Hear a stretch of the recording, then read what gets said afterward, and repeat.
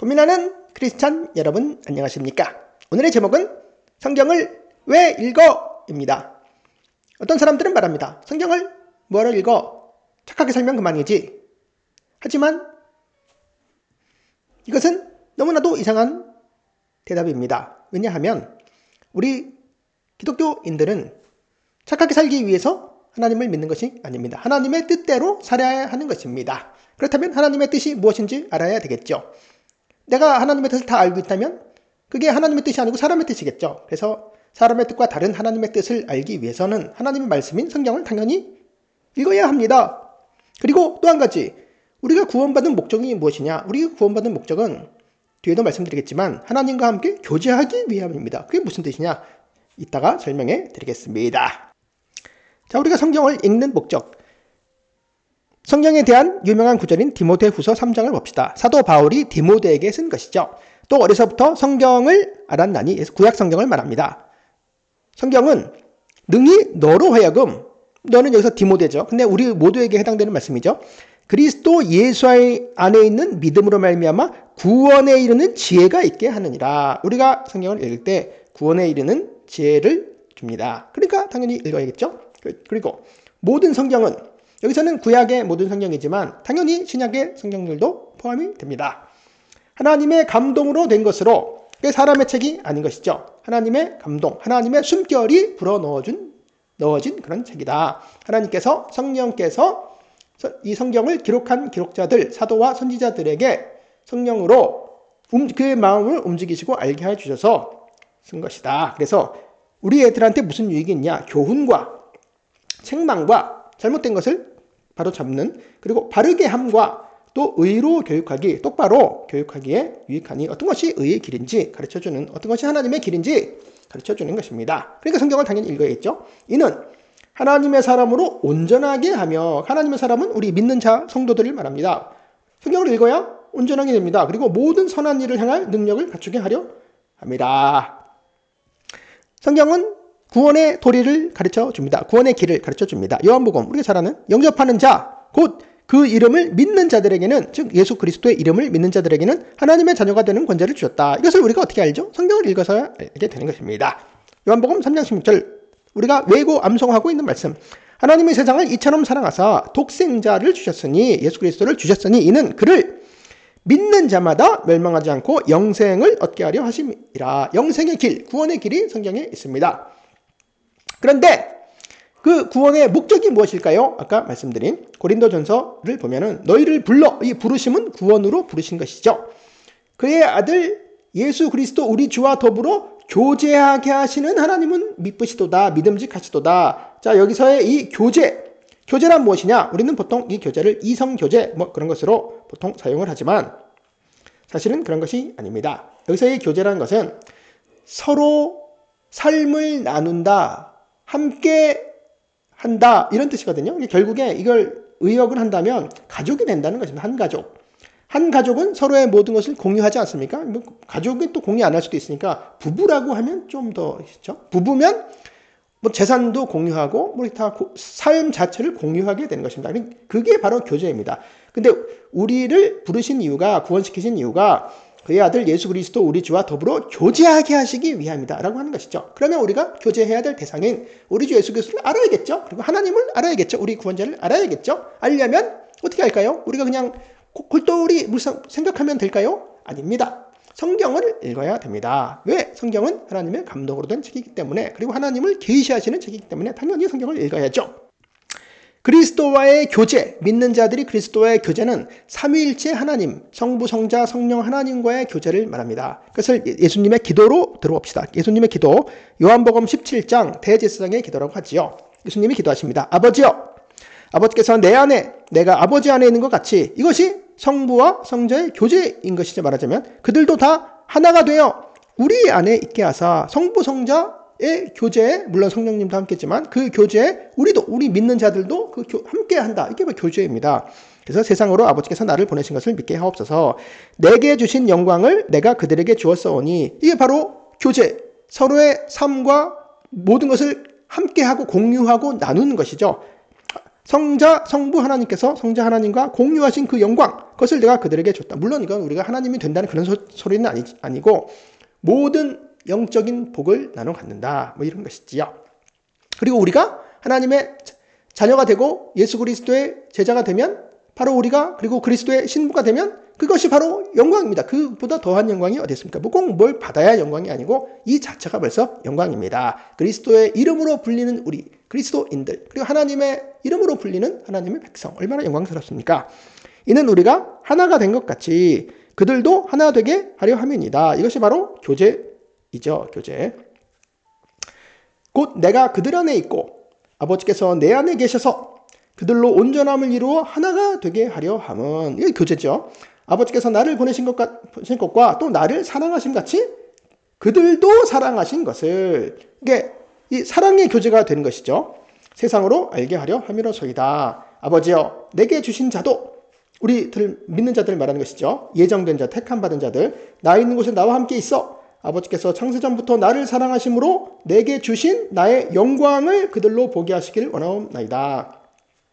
남편이 왕이면 부인도 왕비가 되는 것처럼 예수님이 영광스러운 분이기 때문에 우리 예수님 안에 있는 우리들도 영광스러운 자가 되는 것이지요.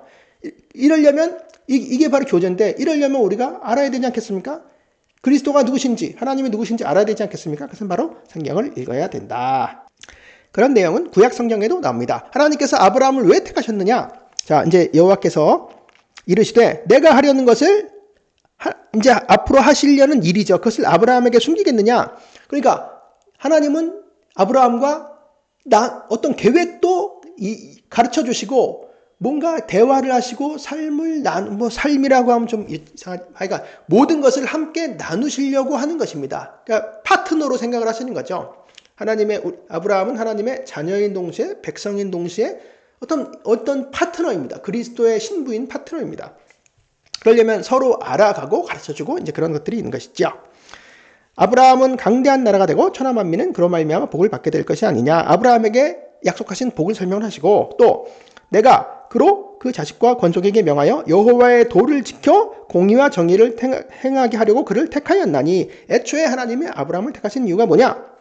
아브라함뿐만 아니고 그 자식과 권족 아브라함의 믿음에 속해 있는 아브라함들의 자손에게 아브라함이 명해서 여호와의 도를 지키고 공의와 정의를 행하게 해라 라고 하려고 하는 것이죠. 근데 그러려면 여호와의 도가 뭔지 알아야 되지 않겠습니까?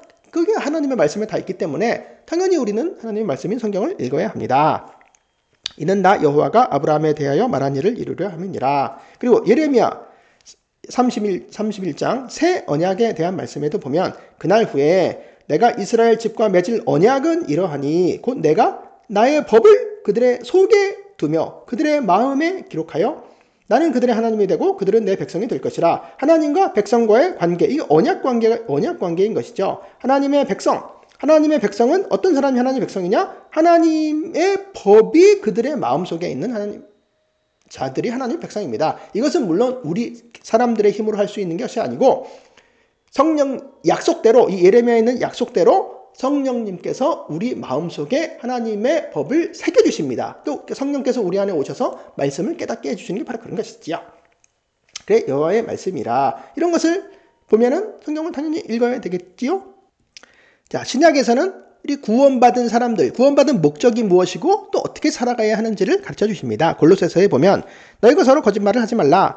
옛 사람과 행위를 벗어버리고 이건 믿기 전에 했었던 일들을 벗어버리고 새 사람을 입었다.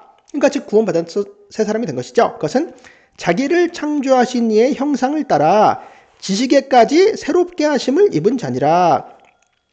자기를 창조하신 이는 누구? 창조주 하나님 말하는 거죠. 하나님의 형상을 따라 새롭게 지으심 받은 자다. 새 창조된 자다. 새로운 피조물이다 라고 하는 것이죠.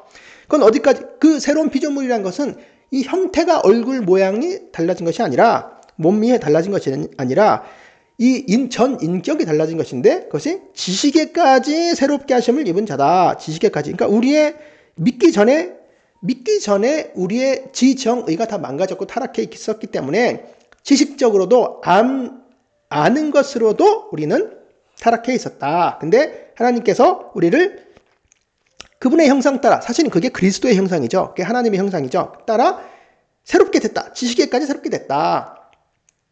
우리 지식까지 새롭게 된 사람들은 뭘 해야겠습니까? 하나님의 말씀을 읽어서 하나님의 뜻이 무엇인지를 알고 우리가 계속 올바른 지식을 추구해야 되겠죠. 그래서 당연히 성경을 읽어야 됩니다.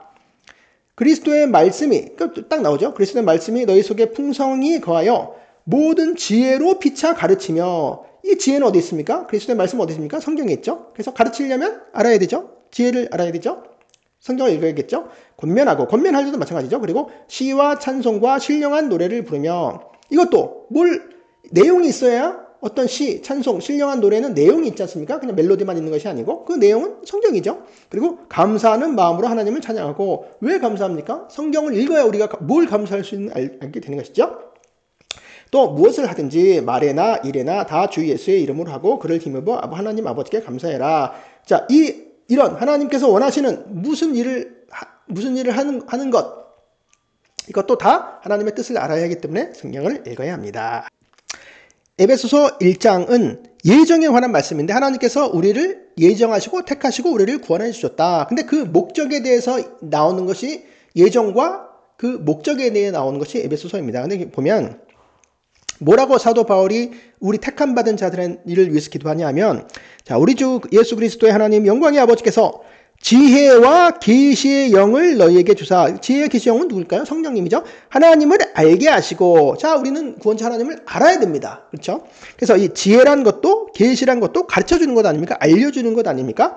이게 성령이 하시는 역사인데, 이것은 성경을 우리가 읽을 때 성령께서 우리 마음에 조명해 주셔서 우리가 알게 되는 것이지요. 그리고 너희 마음의 눈을 밝히사, 마음 눈을 밝혀야 됩니다. 우리는 믿기 전에, 성령께서 우리에게 역사하시기 전에는 그냥 자연인은 성경을 봐도 이게 나에 관한 얘기인지 하나도 알지 못하고, 하나님에 대해서도 하나도 알지 못하고 믿을 수 없습니다. 근데 성령님께서 너희 마음의 눈을 밝히사, 그의 부르심의 소망이 무엇이며 성도 안에서 그의 기업의 영광의 풍성이 무엇이며, 그 기업의 영광, 그 부르심의 소망, 그 힘의 위력으로 역사하심을 따라 믿는 우리에게 베푸신 능력의 지극히 크심이 어떠한 것을 너희로 알게 하시기를 구하노라. 자, 이거 알려면 성령께서 알게 해주시는데, 그냥 우리가 가만히 잠자다가 알게 해주시는 게 아니라 성경책을 읽을 때, 하나님의 말씀을 읽을 때 알게 해주시는 것이지요. 그래서 그것을 위해 봉사하는 많은 교회의 직분들이 있습니다. 그가 어떤 사람은 사도로, 이게 성령님이죠. 사실 성령님이 누굴 세웠는데, 어떤 사람은 사도로, 어떤 사람은 선지자로, 어떤 사람은 복음 전하는 자로, 어떤 사람은 목사와 교사로 삼았다. 여기 있는 사람들의 특징이, 공통점이 무엇일까요? 다 말씀을 전파하는 사람입니다. 사도나 선지자, 말씀을 계시를 받아 기록해서 알려준 사람들이죠. 그리고 복음 전하는 자, 그것도 말씀이죠. 목사, 말씀을 가르치는 자, 교사, 말씀을 가르치는 자, 목사, 말씀으로 양육하는 자죠. 목사는, 교사는 가르치는 자. 다 말씀과 관계되어 있습니다. 이는 성도를 온전하게 하며, 아까도 이 디모데후서 3장에서 하나님의 말씀이 성도를 온전하게 한다고 했잖아요. 그리고 봉사일을 하게 하며 그리스도의 몸을 세우려 하심이라. 이렇게 튼튼하게 살려고 자라나려면 당연히 하나님의 말씀을 읽고 깨닫고 그 말씀을 새기고 그 다음에 순종해야 되는 것이죠. 우리가 다 하나님의 아들을 믿는 것과 아는 일에 하나가 되어 온전한 사람을 이루어. 하나님 아들 그리스도를 믿는 것과 아는 일에 하나가 되어라. 우리가 그리스도를 믿으려면 알아야 믿겠죠. 그리스도를 사랑하려도 알아야 되겠죠. 하나님도 우리가 그 뜻을 행하려면 알아야 되겠죠. 그래서 알아야 됩니다. 아는 것이 상당히 중요해요. 기독교는 아는 것이 상당히 중요하다. 그래서 성경을 읽어야 된다. 성경이 엄청 중요하다. 그래서 그리스도의 장성한 분량이 충만한 데까지 이르리니, 자, 우리가 성숙하게 되고 성장하게 되는 것이 그리스도를 닮아서 그리스도의 장성한 분량이 충만한 데까지 이른다. 그러려면 알아야 된다. 그래서 배워야 된다. 성경을 알고 배워야 되죠. 읽고. 이는 우리가 이제부터 어린아이가 되지 아니하여 사람의 속임수, 간사한 유혹, 온갖 교훈의 풍조에 밀려 요동하지 않게 하려 함이라. 자, 이런 것들은 다 무엇일까요? 잘못된 교훈, 잘못된 가르침이죠. 이런 것을 우리가 분별하려도 알아야 되죠. 알지 못하면 사기꾼에게 다 넘어갑니다. 그래서 성경을 읽고 배워서 이런 이단이나 이런 교묘한 속임수, 지금도 교묘한 속임수가 상당히 많습니다. 그런 것에 넘어가면 안 되겠지요.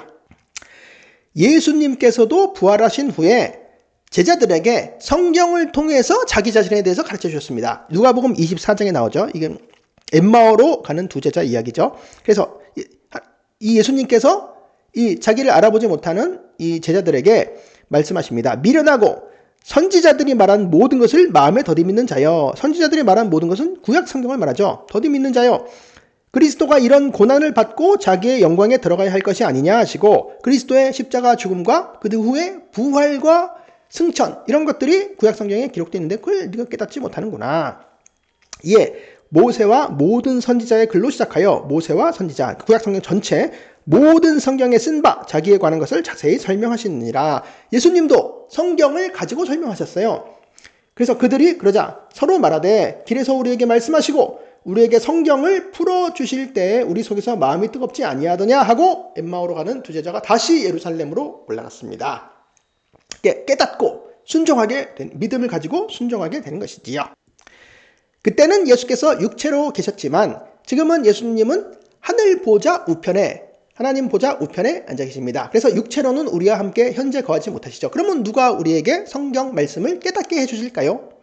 마치 엠마오 마을로 가는 두 제자에게 예수께서 가르쳐주신 것처럼 우리에게 가르쳐줄 분은 누구일까요? 바로 성령님, 보혜사 성령님입니다. 그걸 예수님께서 십자가에 못 박히기 전에 미리 가르쳐 주셨습니다. 요한복음 14절에 보면 내가 아버지께 구하겠으니 그가 또 다른 보혜사를 너희에게 주사. 또 다른 보혜사라는 것은 예수님도 보혜사고 또 다른 보혜사 성령님을 보내준다라고 하는 것이죠. 보혜사라는 말은 사실은 위로자, 격려자, 변호자, 옹호자 여러 가지가 있는데 우리를 지키시고 보호하시는 분이고 가르쳐 주시고 코치하시고 권면하시는 분이라 위로해 주시는 분이다라는 뜻입니다. 영원토록 너희와 함께 하리니. 그래서 예수님이 육체로 계실 때는 예수님한테 시간과 공간의 한 제한을 받으시지만 그래서 한 번에 한 사람씩밖에 만나실지 못지만 성령님은 시공의 제한을 전혀 받지 않으시는 분이기 때문에 각 사람 누구에나 어디에나 항상 계실 수 있다. 그래서 가르쳐 주실 수가 있다. 그는 진리의 영이다. 그분의 별명은 진리의 영. 그러니까 바로 진리를 가르쳐 주시고 깨닫게 해주신 영이다. 진리는 무엇일까요? 하나님의 말씀. 예수 그리스도가 바로 진리이지 않습니까? 말씀을 깨닫게 해주시는 영이다. 세상은 능히 그를 받지 못하나니 이는 그를 보지도 못하고 알지도 못함이라. 그러나 너희는 그를 아나니 그는 너희와 함께 거하시며 또 너희 속에 계시겠습니다. 예수님을 믿는 자들, 하나님의 자녀가 된 자들은 모두 그 안에 성령님이 계십니다. 내 안에도 계시고 당신은 이걸 읽으시는 당신 마음속에도 계시고 모든 믿는 자들, 모든 성도 안엔 성령님이 계시면서 우리가 성경을 읽을 때 그리고 그 성경 말씀에 따라 기도할 때 우리에게 옆에서 말씀해 주시고 깨닫게 해주시고 감동을 주시고 하십니다. 물론 여기서 감동이란 거는 성경을 쓴 기록자들의 감동 그런 게 말하는 것이 아니지요. 마음을 만지시고 움직이신다 하는 것입니다. 자, 요한복음 14절 계속 보혜사 곧 아버지께서 내 이름으로 보내실 성령 그가 너희에게 모든 것을 가르치고 내가 너희에게 말한 모든 것을 생각나게 하리라. 이것은 1차적으로는 사도들 12제자들에게 하신 말씀이죠. 그래서 그들과 또 그들의 조력자들이 성경을 쓰게 되는 것, 신약 성경을 쓰게 되는 것이죠. 그런데 그들에게 말씀하신 말하자면 신약 성경의 저자이신 그 성령께서 물론 구약 성경의 저자이시기도 하십니다. 그 성령님께서 지금 현재는 우리가 성경을 읽을 때 우리에게 저자 직강하시는 거죠. 그 성경을 쓰도록 명하신 그 성령님께서 우리가 읽을 때도 조명하게 해주십니다. 깨닫게 해주십니다. 사실 구약 성경에 엄청 말씀을 강조했죠. 성경을 강조했죠. 성경 말씀. 그때는 율법이라고 보통 이렇게 이름을 붙여서 강조했습니다. 봅시다. 신명기 6장. 우리가 흔히 쉐마라고 말하지 않습니까? 쉐마라고 말하는 구절이 바로 이건데 이스라엘아 들으라. 이 들으라가 히브리어로 쉐마 이스라엘 이렇게 시작을 하기 때문에 쉐마라고 합니다. 이스라엘아 들으라. 우리 하나님 여호와는 오직 유일한 여호와시니 너는 마음을 다하고 뜻을 다하고 힘을 다하여 내 하나님 여호와를 사랑하라. 오늘 내가 내게 명하는 이 말씀을 너는 마음에 새기고 이 말씀이 실제로 새겨지는 것은 새 언약의 성령께서 새 언약이 이루어져서 성령께서 새기신 것 아닙니까? 우리에게 이 말씀이 중요하죠.